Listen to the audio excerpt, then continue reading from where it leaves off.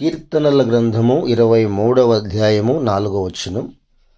గడాంధకారపు లోయలో నేను సంచరించినను ఏ అపాయమునకు భయపడను, నీవు నాకు తోడై ఉందువు.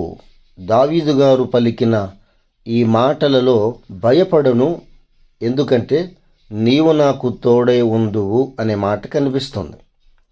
భయపడను అనే మాటను మనం చూస్తున్నప్పుడు కీర్తనలు 3వ అధ్యాయము 6వ వచనములో 10,000 మంది దండెత్తి నా మీదికి వచ్చి మోహరించినను నేను భయపడను అని దావీదు గారు చెప్పారు.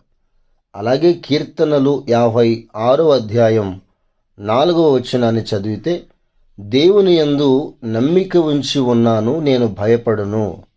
అలాగే 11వ వచనం కూడా చదివితే, నేను దేవుని యందు నమ్మిక ఉంచి ఉన్నాను, నేను భయపడను. 118వ కీర్తన 6వ వచనంలో, యెహోవా నా పక్షముననున్నాడు, నేను భయపడను. ఆయన భయపడకుండా ఉండడానికి కారణం ఏంటంటే దేవుని యందు నమ్మిక ఉంచి ఉన్నాడు, దేవుడు ఆయన పక్షాన ఉన్నాడు. ఇక్కడ 2 సందర్భాలు కనబడుతున్నాయి. మనం దేవుని యందు నమ్మిక ఉంచితే దేవుడు తప్పక మన పక్షాన ఉంటాడు. దావీదు గారు ధైర్యంగా చెప్పే మాట, నేను భయపడను, ఎందుకంటే దేవుని యందు నేను నమ్మిక ఉంచి ఉన్నాను, దేవుడు నా పక్షాన ఉన్నాడు.